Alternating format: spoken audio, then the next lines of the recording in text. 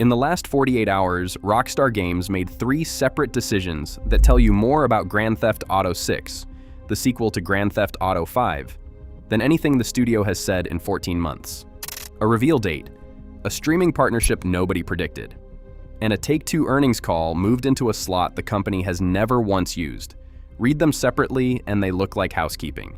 Read them together and they look like a company that has stopped marketing a video game and started producing a broadcast. Start with the part you've already seen.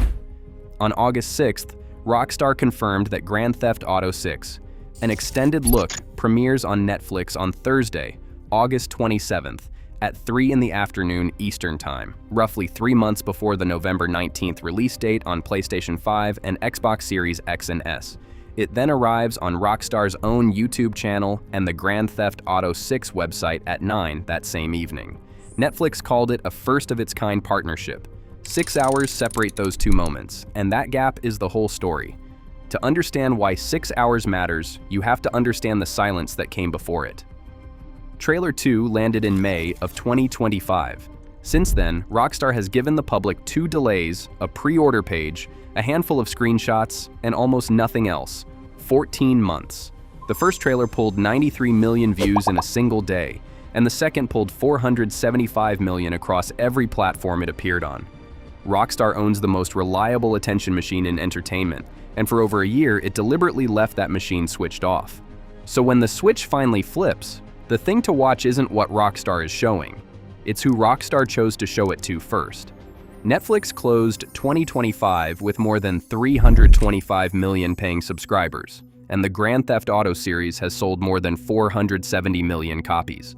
Those are 2 of the largest audiences on the planet, and for 6 hours on August 27th, one of them gets exclusive access to the other. Rockstar has never done this. Not with a trailer, not with a reveal, not with anything. Whatever Netflix paid for those 6 hours, and neither company has said, it was enough to make Rockstar break a rule it's kept for 2 decades. Part of this is about control. The first Grand Theft Auto 6 trailer leaked before Rockstar could premiere it, which forced the studio to push it out early and lose its own moment. A Netflix premiere is a much harder thing to leak than a scheduled YouTube upload, so protection matters here as much as reach. And from Netflix's side, the logic is obvious. Nobody currently opens Netflix looking for a game trailer, and Netflix would very much like that to change. The language matters too. Rockstar did not call this Trailer 3. Nobody at that studio picks words carelessly, and an extended look is not the phrase you reach for when you're putting out a 90-second cinematic. We know what it does mean, because Rockstar has done it before. The studio once premiered a 29-minute Red Dead Redemption video exclusively through Fox. In-engine footage, real missions, shot cinematically, with the heads-up display stripped out entirely. That's the template. A network premiere, a long runtime, and gameplay presented as a film instead of a commercial. If you want the honest version of every Grand Theft Auto 6 story instead of the recycled one, subscribing takes 2 seconds, and it's the only thing that keeps this channel in front of you.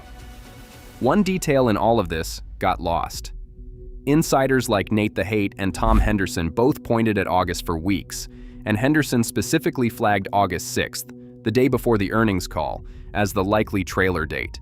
He was right about the day and wrong about the thing. August 6th wasn't the reveal. It was the announcement of a reveal, and that distinction matters because it means Rockstar built in an extra 3-week runway that nobody's model predicted. That runway is deliberate, and it gives the story 3 weeks to compound before a single frame of footage exists. The third decision is the one almost nobody outside of finance is talking about, and it's the most revealing of the 3. Take-Two Interactive, Rockstar's parent company, reports its first quarter results today, August 7th, at 8 in the morning Eastern Time.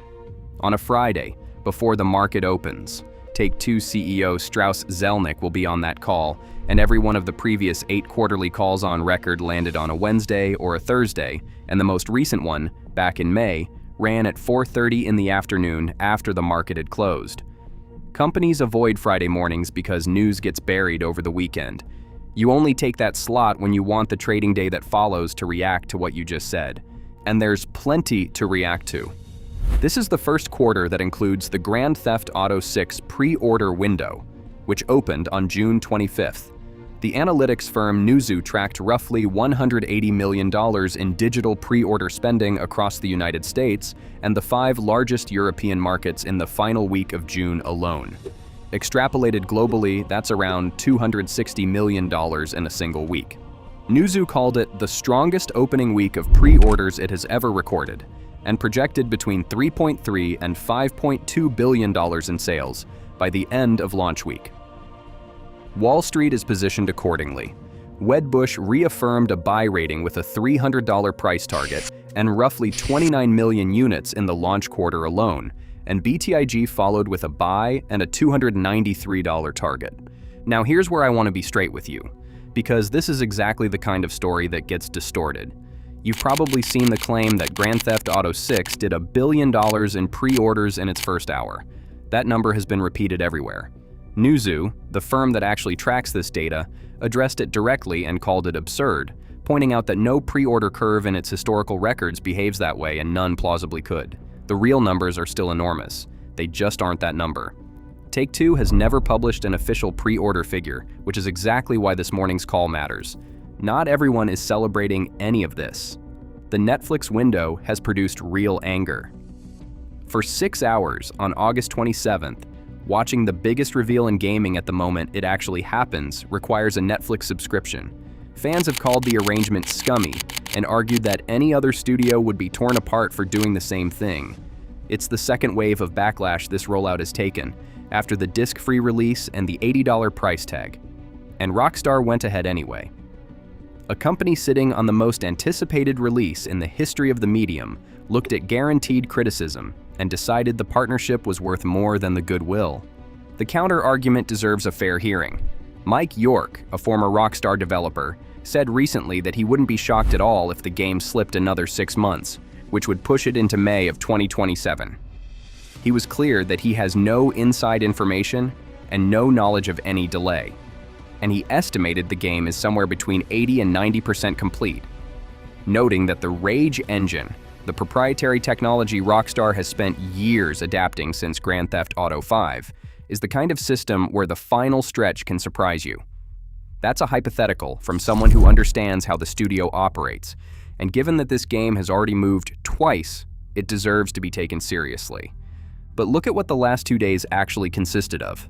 A dated Netflix premiere, a cross-platform release schedule down to the hour, a partnership announcement co-signed by both companies.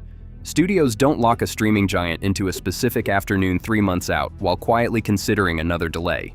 You can move a trailer. It's much harder to move a broadcast. So here's where this lands. August 27th is no longer a rumor date, and it's no longer about whether we get footage. It's about what kind of footage. If an extended look runs 20 minutes and shows the mission structure, the interface, and how Jason and Lucia, the Bonnie and Clyde-style criminal duo at the center of this game, set against the Florida-inspired state of Leonida, actually move through that world, then Rockstar has justified 13 years and every delay along the way. If it's another atmospheric cinematic with a Netflix logo on the front, the questions get a lot louder. Either way, the silence is over. The game is still dated November 19th on PlayStation 5 and Xbox Series X and S. Rockstar spent 14 months saying nothing, and then spent 48 hours saying everything at once. That isn't a company hesitating. That's a company that knows exactly what date it's hitting. Trailer 3 isn't coming. Something bigger is. Drop your honest prediction in the comments, gameplay, or cinematic, because on August 27th we all find out together.